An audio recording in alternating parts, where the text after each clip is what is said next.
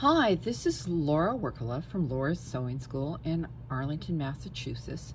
You can find us at Sew Ingenious on YouTube. So it's a day I'm doing some hand sewing. I thought I might just show you some things that I find very helpful when it comes to hand sewing. Okay, so I'm working with this K-Facet fabric. I think it's actually a brand in Mabley. And it's a fine quilting cotton. It's a 67 thread per inch versus most quilting cotton is 60. So it's got a really nice hand. I am making a blouse out of this, okay? What I found is that the way the pattern is, it's more of a camp shirt where it's a single collar, no collar stand. So it rolls, and usually it rolls and the front facing becomes like a little lapel. But it turned out this area right here, you saw the back of the fabric. And I'm not going to button this up to my neck. So I was like, well, I need to fill that in with some fabric so you don't notice that. If I make this blouse again, which I probably will, I will actually extend a facing so that that can be one piece of fabric there. But anyway, what I've done so far is I've prepped this by putting a little interfacing behind here, and then the edge looks really nice, and I've tucked this underneath the original button band, and I've basted it so that this folded edge here is right next to the collar, and I've already sewn down this edge here at the shoulder. I try and do it invisibly. So anyway, I want to show you a couple things for preparing a needle. Now, if you have this in your grandma's sewing box, keep them. They're really nicely made needles. If you don't have anything like this, then you can always get John James or nice Colonial. Don't get those like cheapo ones at the store. They're terrible. Sometimes the eyes of the needle are so rough, they actually cut the thread. So you don't want that. Now, when I've already prepared this thread. This is the thread I'm going to use for the sewing, and it blends in well with the fabric. But I thought I'd show you how I prep the thread, okay? So here's the thing, is that when I have thread, I thought this would be easy for you to see. I want to, if I'm gonna be doing any sewing, I don't want the thread too long, but I don't wanna have to change it all the time. So I find what really helps is to get half your wingspan of thread if you're going to double the thread. So that means that I take and I pull my arm way out to the side, which you can't see because I've got this fixed to my lamp. And then, you know, at my chest, I just cut that.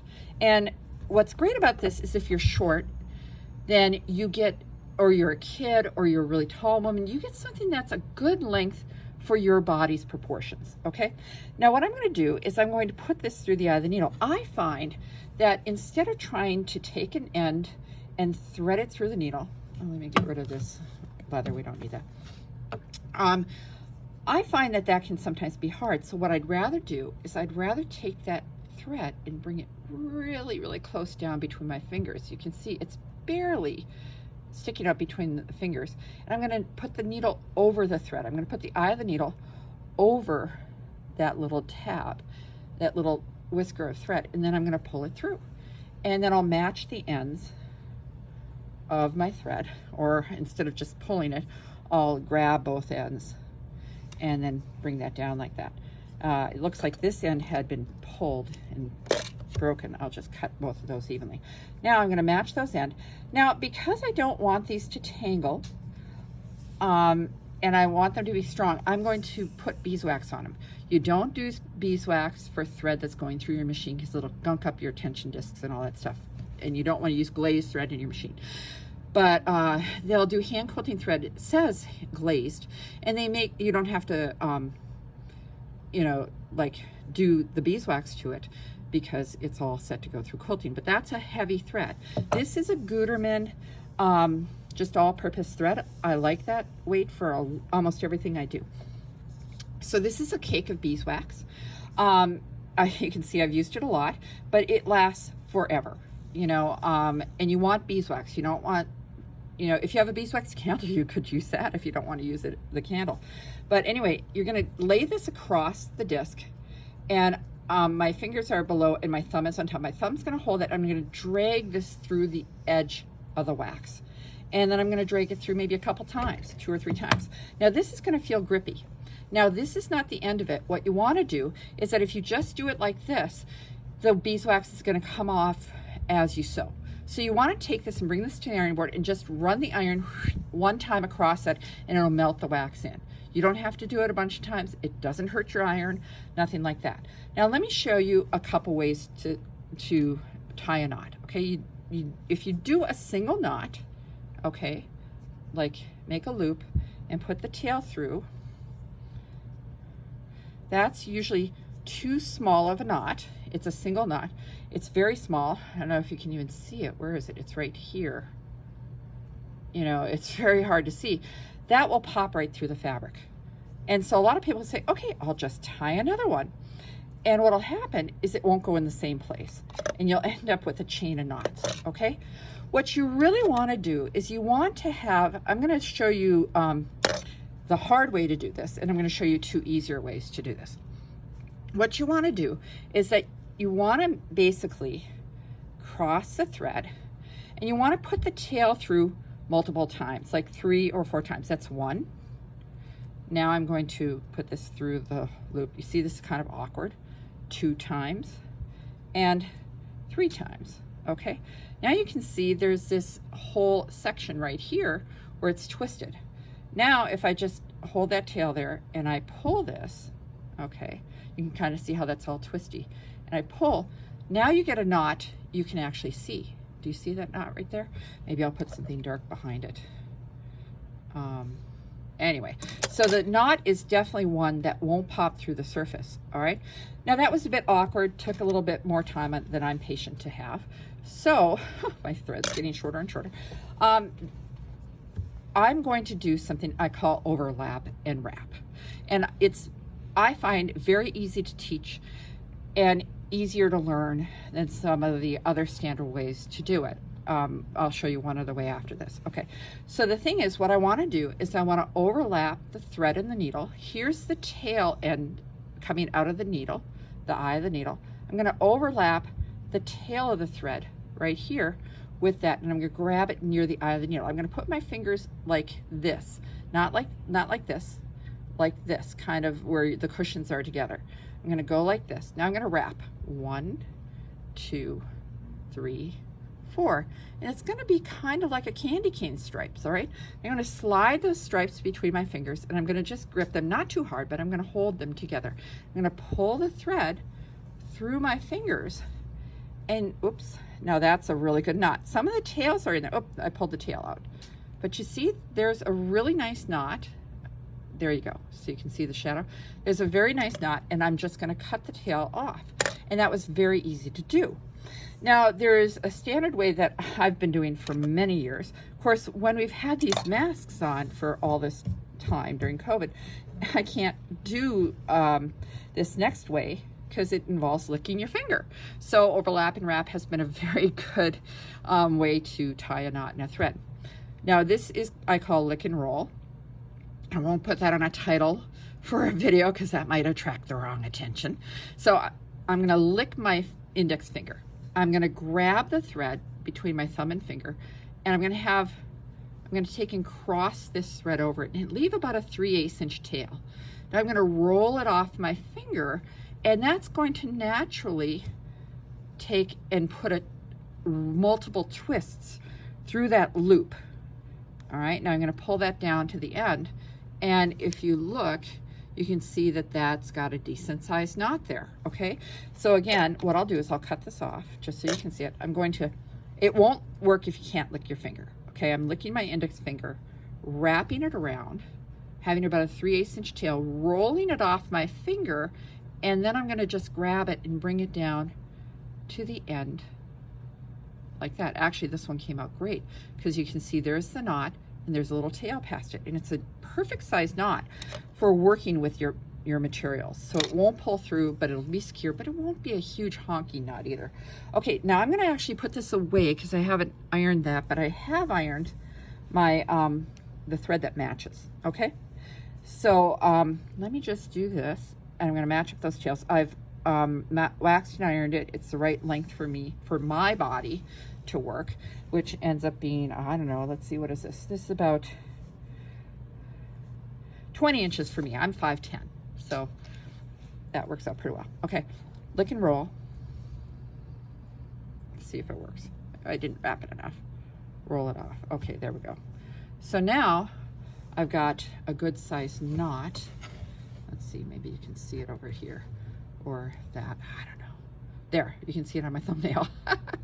This is gonna blend a lot better than the white because I've gotta blend it with my material, okay? So I'm just gonna show you a little bit of sewing, which is invisible to the eye. I've already sewn right here with the stitch I'm gonna show you, okay? So this right here is a stitch that I actually use when I do hand applique. What I like about this stitch is that it secures every time you make a stitch. It is secure. If you put, like, if you have a running stitch like this basting stitch, this white basting stitch you can see here, if I pull on that, it'll all pull out. It can also gather it, you know, so it's not as secure, because if you pull this way, the stitch I'm going to teach you locks every single stitch. Okay, now I sewed up to here. You can see where it's coming apart here. All right, I'm going to go underneath here and I'm going to try and go between the layers. Okay, okay, and I'm going to come up just before the end of where I stitched before, so I can hide my knot. Now I do not want to sew, oops, sorry about that. I don't want to sew through here because that's one layer. Can you see? You can see, I don't know if you can see it, there's a shiny bit. That's my needle. So I don't want to sew there. I want to sew into this little rim right here, the edge of my collar, okay? Now, doing this shirt again, I'm going to make it even easier for myself, and I'll like the results, but I hadn't done this pattern before. It's a Berta pattern. So, all right, so what I'm going to do is I'm going to sew one stitch straight and under the surface and one stitch in place, okay? I'm going to use this fold that's near me for the stitch in place. I'm just going to go a little bit through the fold. I don't know, yeah, I think you can see that. You can barely see any green fabric right there. This, the back one, is the forward, okay? So I'm going to go in right where, another thing is I hope I'm describing this right. I'll get into it. This is where the thread is. Maybe I'll put that behind it so you can see that. Okay, there's the thread, all right? You can see standing straight up. The ticket here to not seeing this thread when you're sewing is to go directly from this edge to the other edge, right where it's coming out of the fabric. Not to go forward at an angle in any way. Always go directly across, go underneath, go directly across, go directly across. So let's see if we can get a good focus on this. That looks pretty good. Okay, so I'm coming up, let's say the facing side. This is a facing. It's on facing faces your body. Okay, so this is a facing. It's inside the shirt, but when this collar rolls back, you won't see the wrong side of the fabric. Okay, all right. So now what I'm going to do is I'm going to go over here in the collar. I'm going to go forward and just in that fold, and I'm going to go forward maybe 1/8 of an inch. All right, then I'm going to put the needle through, and so I don't have to pull the thread all the way, I'm going to go directly across from this thread, just a little bit into this fold, a little nip into that fold. Look at that, I have barely any thread in there. All right, now I'm going to pull it until that is snug. Okay, now I'm going to go jump straight back over where I came out, and I'm going to go forward again, like barely 1/8 of an inch. See that? If you, whenever you're sewing, bend the fabric, not the needle. The needle is rigid, don't try and bend it. Okay, so I'm going to go forward, all right, and I'm going to go directly across just a little bit of that fold. See, you can barely see that there's a little pink on the needle. All right, I'm going to pull until that's all the way. See, so I'm saving myself pulling it twice by just putting the okay, so the far side, shallow dive, okay, little shallow dive, pull it through just enough to turn the needle, and go into the near side nip. Okay, oops, here we go. Okay, now what's neat is if I pull on this, it does not shrink the rest of the edge, because that little nip is a locking stitch. Okay, so your forward stitch is on the far side. Okay, shallow dive on the far side.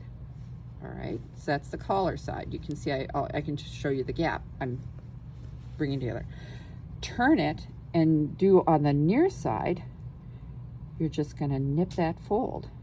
But you see you're going directly across from where that thread's coming out the other side. That's what makes the thread disappear. All right, see? So look at this. See how invisible those stitches become? All right, and it lays really flat.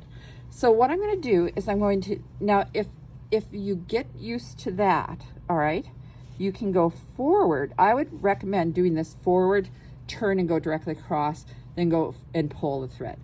Forward, go, turn the needle, go directly across, and then pull the thread all the way, okay? I would recommend you do that until you get comfortable with that. Then once you get comfortable with that, and believe me, it really does help to, you know, separate this into 2 steps and then gradually do it in 1 step, all right? Just believe me, because otherwise you are not going to have your stitches directly across from each other, all right? So I mentioned earlier that when you sew, you bend the fabric, not the needle. But you see I secured everything with basting stitches, and also basting stitches, I pinned it first and then I put the basting stitches in, because if you have just pins, the thread always gets caught around those pins and you end up cursing it a little bit and getting frustrated. All right, so let's not have that. Okay, so once I get this in as far as I want, which is about 1/8 of an inch, I'm going to take and pull this back, okay, and I'm going to pull it back till it's just at the surface, and I'm going to bend that fold, this fold right in front of it, and then push through all the way. Let's see, I feel like I have there's like a little knot in there. How'd that happen? I must have gone through itself. Okay, so I'm going to have to pull it back. Well, this is good that you can see you can actually pull this back on itself. Let's see if we can do it. A lot of times if you line it up just right, you can pull that needle back through the hole. Okay, let's see. I think I have it almost there. I think I'm 1 thread off, so it's not coming through.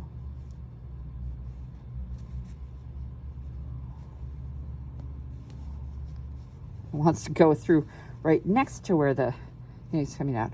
So there's a little knot right here, and it must have gone between the 2 threads, and that's going to give me troubles as I go through. So I guess I could go back, or I could pull it through like this. But I hate to make big holes in the fabric, so I think what I'm going to do, I don't know, can you see that? There, you can see the twisty right next to my fingernail. There's a twist in there, all right?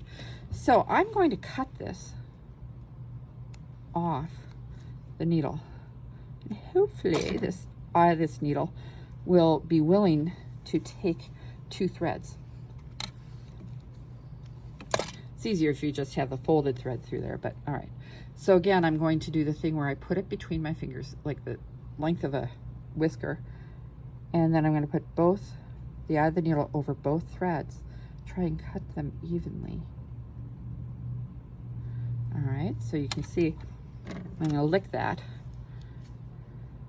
give it a fresh cut, put the eye of the needle over that. I can't, oh, there we go.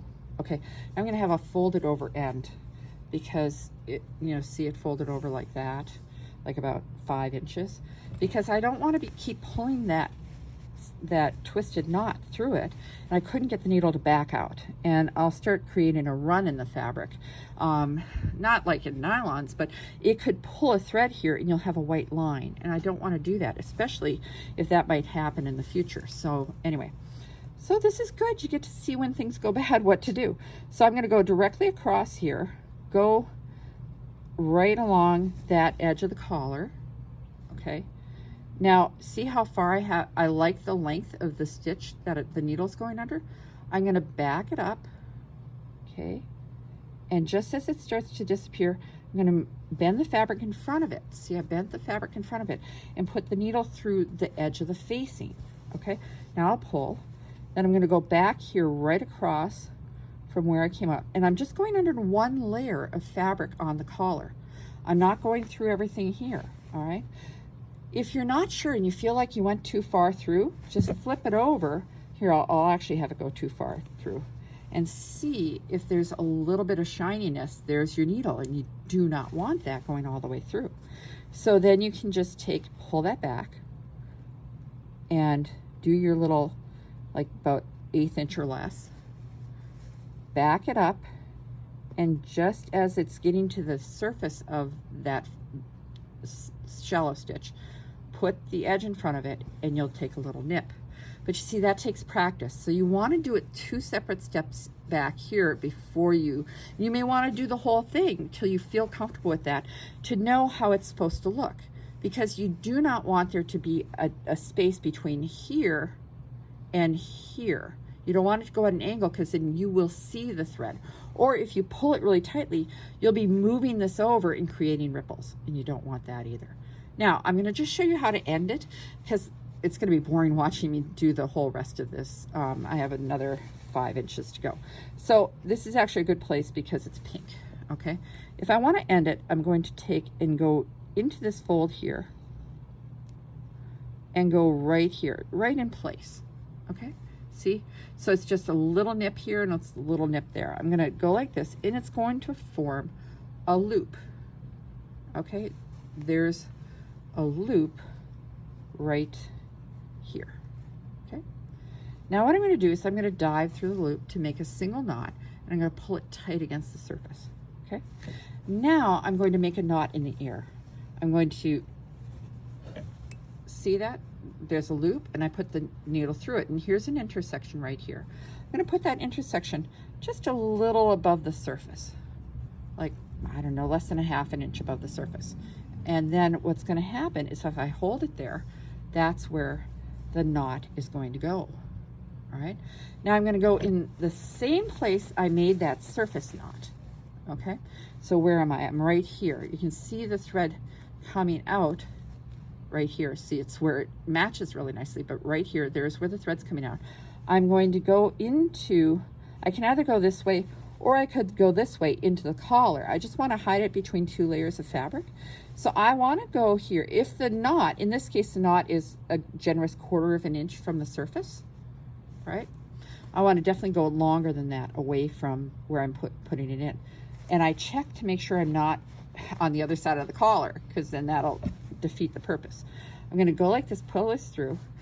Now, I don't know if you'll be able to hear this. Did you hear that little snap?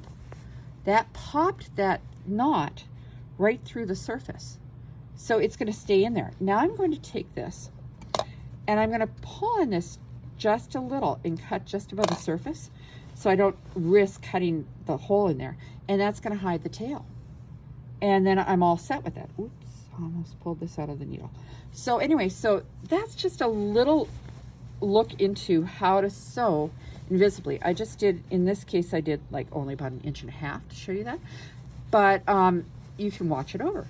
And my plan is to go all the way over here. And then what's going to happen is that there's going to be a top stitching close to this edge of the button placket. So I'm just going to let this part be held down by the button placket, because I have this going in 3/8 of an inch. So it will easily catch that, and everything will be completely finished. Okay. So anyway, thanks for watching, and I hope that was helpful to you. And keep in touch. Subscribe to our channel. It's so ingenious.